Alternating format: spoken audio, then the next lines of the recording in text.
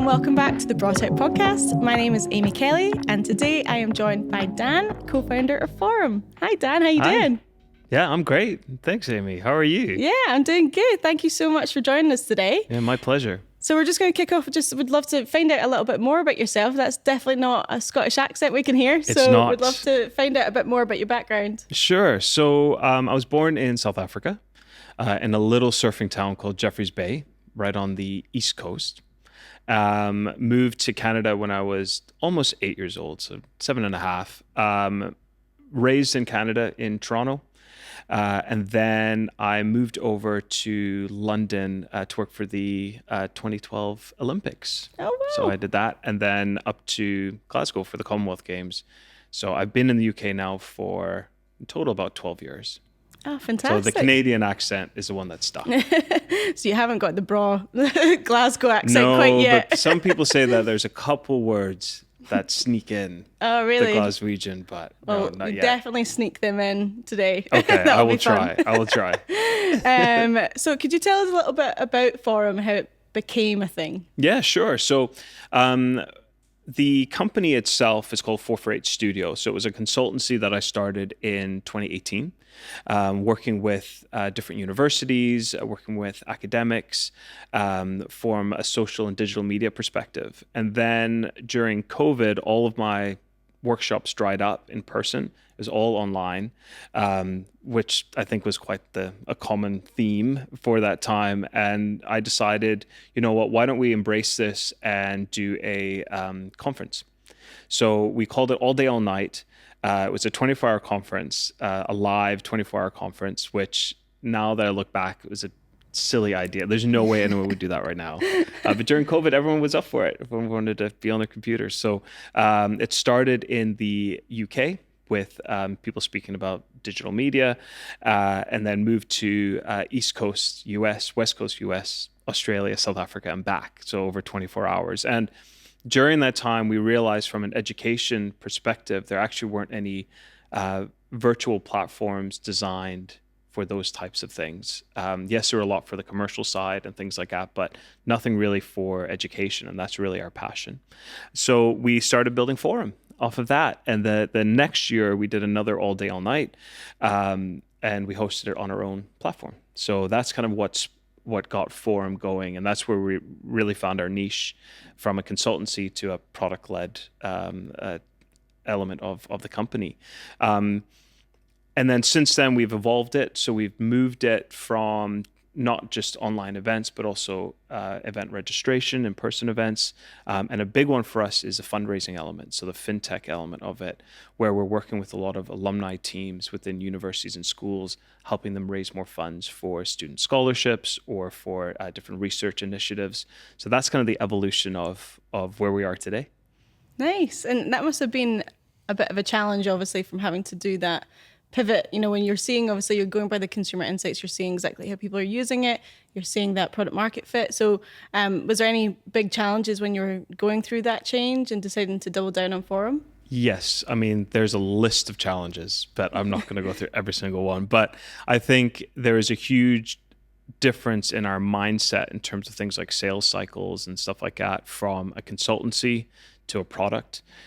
Even though our consultancy was actually making us quite a bit of revenue, the decision-making process behind it for universities and schools was pretty quick. It's like, okay, we have this problem. We like Dan. We like the company. Let's just give them some money to solve it, as opposed to the product side. No matter how much you price it competitively and those types of things, there's a lot more of a process to go through in terms of implementing tech into an existing university system. There's also a huge learning curve from kind of a non-tech founder into surrounding myself with individuals that were knowledgeable enough from a technical perspective, but understood the vision. So there's a bit of trial and error there, including, individuals that we had to ask to leave the business and things like that, which was really difficult. We also took a couple missteps in terms of our growth. All of a sudden, it expanded quite rapidly from an event perspective during COVID, and then shrunk when everyone wanted to be in person again. So our company actually grew to almost 20 people at one stage, all bootstrapped, based off of this specific tech, and then we had to scale back. So that's a very difficult thing to do, and a big learning curve for us, for sure. Oh, I bet. Yeah, definitely. I'm sure there must have been a lot of difficult decisions to make during that. Yes. And, for Forumm, if we just focus on that for a second, sure, just why there's a need for a product like Forumm, and how the customer base is adapting to tech. So when we are talking about a lot of these older universities have been around for hundreds of years, I'm sure that this is still a sort of a change to how they immerse technology into their business. So if you can just tell us a little bit more about what is the needs, what's the problem that you're solving? I mean, that is something that we ask ourselves every month, every week, every day. Even just, this week, talking to some of our advisors, it just rattles me. It's like, have we figured it out yet? Have we? So I think that the deeper that we go into our vertical, the more we refine it, but the more we're also like, are we doing the right thing? That's quite a candid thing from a founder perspective, because I think we always put on that front from when we're raising investment, where we're leading the team and things like that. We always need to be like, we know exactly what we're solving. But anyway, the problem that we're solving right now for Forumm is the fact that there are quite a few different types of software that universities and schools are using for event management, for virtual events, and for fundraising. And none of them speak to each other. So they're pulling data from all these different places, very important data of individuals who they should be reaching out to, connecting with, from not only just a fundraising perspective, but from alumni giving back their time and things like that. And what Forumm does, it just combines those three things together. But then the very crucial bit is our integrations. So we integrate into the existing database of a university or school. So right now, there's a couple predominant CRM systems that we integrate into. So individuals aren't just taking Excel sheets and trying to make sense of it. We streamline that process. So that's a problem that we're solving. I think there's another element of as well in terms of some fresh faces in education. I think maybe not everyone, but some of the other bigger companies out there could be developing this type of software, but they're quite old and clunky. And in my opinion, the sector needs a bit of excitement, a bit of fresh ideas, ways to shake things up a little bit. So that's where we're coming in. That's where we're trying our best to disrupt. Oh, amazing, Dan. And I think obviously for anyone that follows Dan on LinkedIn, you're really open about everything you're doing and all of the different people that you're meeting, and you're like the mass networker. So I think that you've definitely been super open about just what that has been like as a founder, because I do think it's very refreshing just to hear that there's times that you will have to go and look at this. Is this working? Let's figure that out together. So, how are you shaping the business up for growth? Let's talk about that for a second, and what's key for you in doing that. So, yeah, and we've got to be quite careful about it in terms of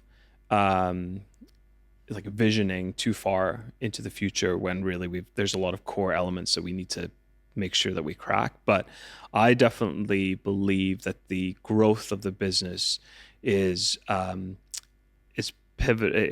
reliant on two elements of Forumm. For me, the one is the data element of it, and the second one is the fundraising element of it, at least from a revenue generating perspective.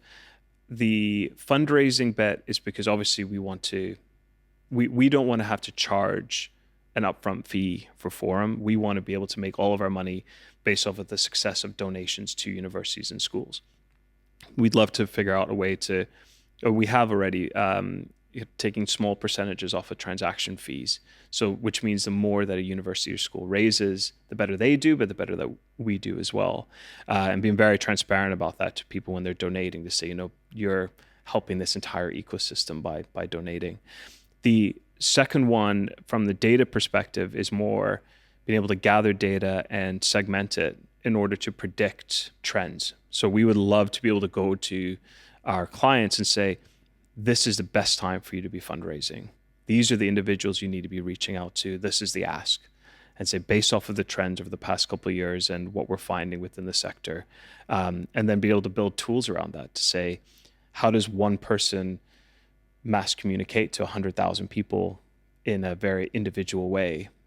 So to be able to build that element, I think that's definitely the growth of Forumm. Event management and virtual events and things like that is great, but there's definitely a ceiling to it. But I think the data and the fintech elements are the big ones. And it sounds like you're just being very adaptive to that, like listening to the market. And I think that's super important. But, let's talk about your experience a little bit as a founder, because being a founder is not easy whatsoever. And the challenges and the wins and everything like that encompass, what's this been like for you? I definitely, I think when we've spoken in the past, Amy, I think there's definitely, from a founder perspective, the role, it's not something that everyone can do, which might be a bit of a controversial thing to say, because I know that, everyone's saying, go out there, do the things you need to do. But I think people need to also understand that it's an extremely difficult way of life. It's not just a job. It's, it bleeds over into everything that you do. So be very careful, I'd say, to people when they're just starting out, to understand if they're going down this road, the effect that it will have not only on your business, but also on your personal life, also on the people around you, the people that you are employing, the people that you're working with. It is a very challenging, but very rewarding journey. The ups and downs are crazy. I think even this morning, talking to my co-founder, Hilary, being like, what element of this, so I've set up a whole bunch of meetings to speak to some of our clients to say, okay, what's working for you, what isn't, but just, talking to her and saying, okay, the technology that we're creating, are we doing the right thing? Have we figured it out? And really second guessing myself. And then not even, 5 minutes later, a potential client that we've been speaking to for almost a year, to be honest, finally just said, yeah, this works for us. Let's move this forward. Let's get something sorted. And you're like, okay, great. We are doing something right. So the founder journey has been a very interesting one. I think, starting the consultancy in 2018 was really useful because I could figure out some of the basics of, how to run a business and generate revenue quite quickly without a huge overhead. Because if it's just yourself, you can figure yourself out. So that was really useful in terms of how to build a business. And then as we scaled up with our product, that's when some of the other real challenges were in terms of managing people, managing your revenue, your cash flow, what's coming in, what's going out. So I think, it's definitely been a bit of a roller coaster ride. I wouldn't change it. But I think without the small dangled carrot of, maybe in 4 or 5 years, the company gets acquired, then I have more options in terms of my lifestyle and what I'd want to do. But I don't think I'd ever, even with that on an exit, I don't think I'd ever just stop working. I would still try to create another company, or I'd still try to work with other startups and things like that. So it's been quite a journey though. Yeah, it sounds like there's always a lot to think about there. Yeah, definitely. And obviously we're in Glasgow right now. Yep. We're talking about the tech ecosystem here in Scotland. So what has that been like for you in terms of leveraging support, or who have you been working with, or any sort of key players, and just what your experience has been like, and maybe some tips for other people that might want to leverage other support that's out there? Yeah, so the ecosystem in Scotland from a tech perspective, or from a kind of startup or scale up perspective, I find is really good. I know a lot of people will look down on it, or a lot of people say, oh, we're not London, we're not this, we're not that. But I really think that it's what you make of it. If you're not going out in person to events, if you're not going to things and putting yourself out there and expect the support to come to you, it's not going to happen. So I really believe that the onus is on the founders or the people that are involved in the ecosystem to, just show up. Like half the battle is just being there, just being a body in the room and talking to someone beside you. That's where I've learned everything in terms of grant funding. That's how I've learned all the things about different types of support, different programs that are being run by the Scottish government or by the UK government. It's never been from a random marketing email that they've sent me. It's always been about being there and being present. And also, if you're not finding what you need here, there are some pretty major cities that are close by as well. Like I will hop on a train and go to London for a few days, have my meetings, come back up, and not expecting the ecosystem or the people that are running different events to keep pulling people like investors and things like that up from London. Just go down, meet them, come back, share the knowledge with the with the rest of the founders up here. So I've definitely found it very supportive. But I think it's also based off the fact that, I'm out there and I'm getting involved. Yeah, because you've leveraged some of the networks like Forumm and things, haven't you? You have been involved in some of their trips that they take, a group of founders over to the likes of Silicon Valley, or where was it that you went? So we went to South by Southwest in Austin. We went there. We kind of tagged along in Lisbon for Web Summit because we were going anyway. One of my tech lead, when he joined, he's like, I want to go to Web Summit. So we figured out a way to get there and tagged on with some of the events. But officially, we went with them to South by Southwest, and that was amazing. Nice. And to be able to bring a group of individuals that all run businesses at different stages, pile them into a plane, take them away for about a week and a half, get them to know each other, was really, really useful, as well as obviously building your network in America. There's been a lot of support from us as well from like Scottish Enterprise. We built a great relationship with them. They've from a grant funding perspective, they've supported us in the hundreds of thousands. So it's a case of getting to know those people, understanding what makes them tick, getting what you're doing in front of them, and seeing how it works for the both of you. So we've had a lot of support.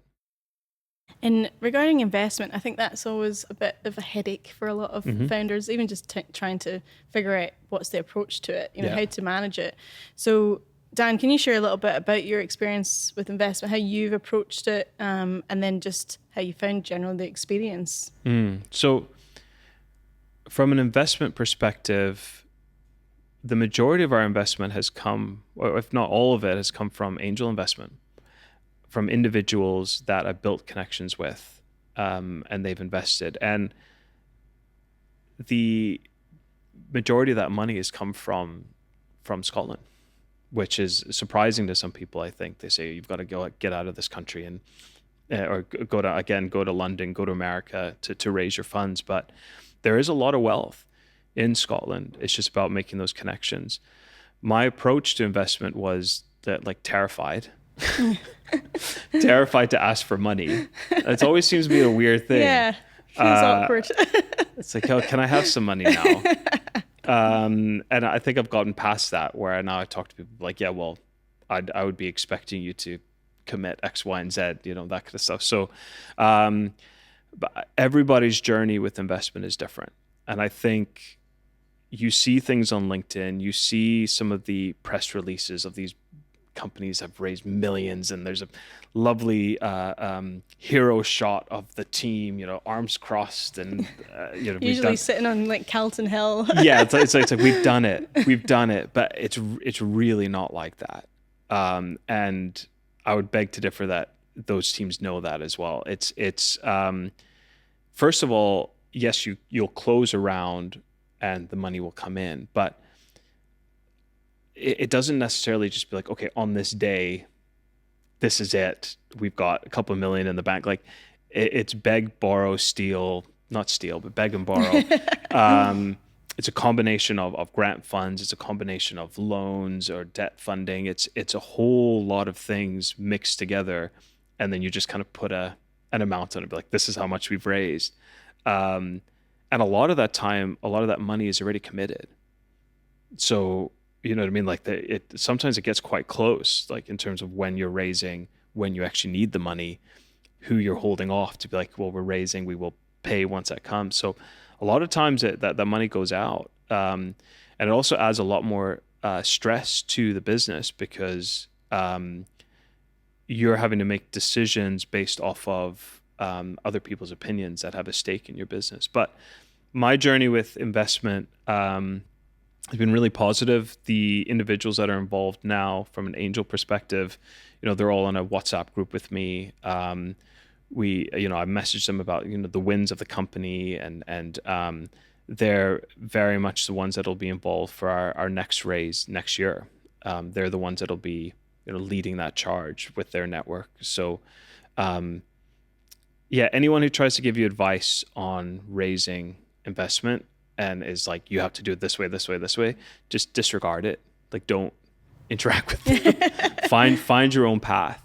Yeah. Find your own way to do it and make it work for you. Yes, there's a couple tips and tricks in terms of how to reach out and stuff, but I always find it very weird when people are quite opinionated on how you raise your money when really it is completely different for everyone. And it sounds like you've made relationship management really work for you, you know, and how close and how much you've networked and leveraged that and stayed close to those investors. So I think that's obviously been successful, Dan. Like, congratulations for obviously everything that you've raised so far. So what's next for Forumm? What are you excited about right now? I am excited about the real practical use cases of the platform. I think like we released our MVP last year in September. We'd been working on it for a couple of years. We'd been making revenue with different elements of the platform. Now we actually have clients that are specifically using the tech that we built over those past couple of years, actually specifically using the MVP elements of Forumm. So whether it's a fundraising thing embedded in a university website, or whether it's an event that they're running on their own without us having to deal with it. I'm really excited to see how that grows and how and the learnings that we're going to get from that and how that's going to shape where the business goes and where the tech goes. So I think that's what I'm really excited about, is people using it without me having to be like, oh my gosh, like, this is how you do it. Yeah. It's not held together by sticky tape anymore. Like, there's still some elements that are, for sure. But a lot of the automation elements are really coming together. So I think I'm really proud about that. I think I'm really proud that there are events that are happening on Forumm without us having to do anything. And you can see the numbers of people and the users signing in and those types of things. It's almost like watching a kid start to grow and walk on their own. Oh, that's really nice. I'm excited about that. That's so lovely. Just the whole kind of conversation today, you have really sounded super adaptive to everything that's going on, and for you to be adaptive to then how your customers are going to use the product and go from that is massively powerful, because obviously we know that the customers a lot of the time have the answers. So I mean, it's very important. I think what Forumm looks like today will be different than what it looks like next year. And that's happened every single year. And I think if you're going into this with a product in mind, have the ability to look at it critically and have ability to see what elements of it is working, which ones aren't, and be okay to just disregard some of the stuff. We've done tiny little, I hate the word pivot, but we've done tiny little changes almost every month to the platform, just based off of where we see the need. I don't think anyone who comes up with an idea for a product has nailed it. There's no way. No. Imagine you could. So I think it's a case of being open to making the changes, making sure it's still aligned with your vision of the business, but being okay to change elements of it. Thank you so much, Dan. And I did warn you about this one, but you did. As we do it in the Braw Tech Podcast, we like to give a shout out to either a startup founder or a company in another part of the world that we could connect with today. So we'd love for you to give a shout out to someone somewhere else. I will give a shout out to an individual And this was tough, to be honest, because a lot of my network and a lot of all of our network is based off of kind of the local space. But there's a company in America called Bravery Media. So the founder of that is an individual named Joel Goodman. And Bravery Media supports university websites. So, and I wanted to choose something that was within the edtech sector. So what they do is they make the website more agile and more adaptive to the user. Allows the speed of increases the speed of the website and the accessibility elements, because what you'll probably find with a lot of university websites, they're very clunky, they're very difficult to navigate, especially from an international student perspective. So it's his mission within Bravery Media to update these sites, make them more agile. And I have a lot of respect for him kind of sticking it out in the education sector, because it's a very difficult sector to be in. It's very rewarding, but it's a very challenging sector to be in. And if you don't have that vision of the importance of education, it's very difficult to stick with it. I'll give a shout out to Joel. Nice one. Thank you so much. 2 more questions for you then, Dan, Okay, just before we wrap up. So what's your best advice for fellow founders who are trying to build their business? The best advice that I would have is not to do it alone. I think there's definitely kind of that integrity element of a sole founder and they're doing it and stuff like that. But I would really advise people to surround themselves with individuals that care about the same thing. Not be too precious about who owns what and what percentage of company and that kind of stuff, because to be honest, that doesn't really matter. It will further down the line, obviously, but at that core inception time, it's just about finding individuals that care about what you do and that can support you. I'm very, very fortunate to have 2 co-founders, including myself, so 3. One is Dave Cowan, and the other is Hilary Young. And without the 2 of them, I wouldn't be able to make the decisions that I'm making now. I think it's very, very useful for us to be around a room, coming up with the challenges, having that dialogue between the 3 of us to come up with a consensus. So yeah, that's my big bit of advice is don't try to do it on your own. Brilliant. And last one is just one word. Yes, and I've worked on this one too, don't worry. To describe your founder journey, please, Dan, what's one word you would use? I would say, and I was having a good think about this, and so thanks for preparing me for it, but I was having to think about it, and I think the word that really comes to mind is persistence. It's very easy to just change things and move things and give up and that kind of stuff. But I would say, using kind of being persistent and keep pushing the boundaries of what you're wanting to do is key. And there's no way that I would be running this for including the consultancy, 6 years now of running a business without that persistent bit. Well, that's us. Thank you so much for coming on the Braw Tech Podcast today. It's been brilliant chatting to you. I don't know if I caught any of those little sly Scottish words. I'm going to have to go back and we're going to edit them in with your voice. Maybe. I can't even put on a Scottish accent if I tried. Or a South African one. Oh, really? It's a weird mix, yeah. Well, I think Sam's also just been chilling the whole time. I think I put Sam to sleep. Yeah. Sam boy. He's chilled. No, well, thank you so much for coming on. And thank you to everyone for tuning in today. So we will be back again, the Braw Tech Podcast. Take care, everyone. And thank you again, Dan. Great. Thanks, Amy. Thank you. Thank you so much for tuning in for today's episode. This series is produced by Duke. And if you would like to find out more, please go to dukeagency.com.